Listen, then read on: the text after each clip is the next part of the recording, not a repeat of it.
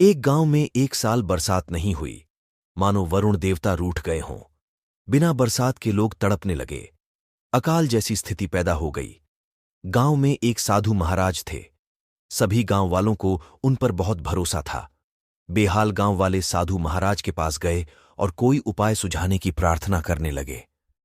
साधु महाराज ने उनकी बात तो मान ली, लेकिन सबसे एक सवाल पूछा, आप ईश्वर पर विश्वास करते हैं? सबने हां में जवाब दिया। उस पर साधु महाराज ने कहा, हम सब मिलकर इस गुरुवार के दिन बरसात के लिए ईश्वर से प्रार्थना करेंगे। आपके मन में इस बात के प्रति पूरी श्रद्धा होनी चाहिए कि हमारी प्रार्थना ईश्वर जरूर सुनेंगे। इतनी श्रद्धा तो आपकी प्रार्थना में है ना? फिर सबने हां कहा। तो आप सब इस गुरुवार को गांव के बड़े मंदिर में आइए, ईश्वर की तहे दिल से प्रार्थना कीजिए।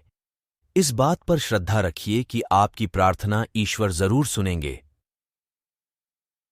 गुरुवार का दिन आया। सभी गांव वाले मंदिर में उपस्थित हो गए। काफी देर तक सबने मिलकर ईश्वर की प्रार्थना की। बरसात होने की राह देखने लगे। काफी समय बीत गया, लेकिन बरसात नहीं हुई। सब लोग अधीर हो गए। वे साधु महाराज के पास आए और पूछने लगे, महाराज, आपके कहने पर हमने ईश्वर से प्रार्थना तो की, लेकिन बरसात नहीं हुई, ऐसा क्यों? साधु महाराज गंभीर हो गए। उन्होंने सभी गांव वालों से एक ही सवाल पूछा, मंदिर में आते समय आप में से कितने लोग छाता लेकर आए हैं? जो लाए हैं वे अपना हाथ ऊपर उठाए। किसी का भी हाथ ऊपर नहीं उठा। ये देखकर साधु महाराज ने लोगों से कहा, देखिए, कितनी श्रद्धा है आपकी ईश्वर पर। आपके मन में यहां आते समय यह श्रद्धा होती कि प्रार्थना करने पर ईश्वर की कृपा होगी और बरसात अवश्य होगी, तो मंदिर आते समय आप सब साथ में छाता ले आते।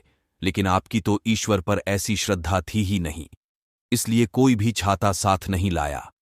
जब मन में श्रद्धा ही नहीं, तो उसका फल कैसे मिलेगा? साधु महाराज के कहने पर सभी गांव वालों की गर्दनें झुक गईं।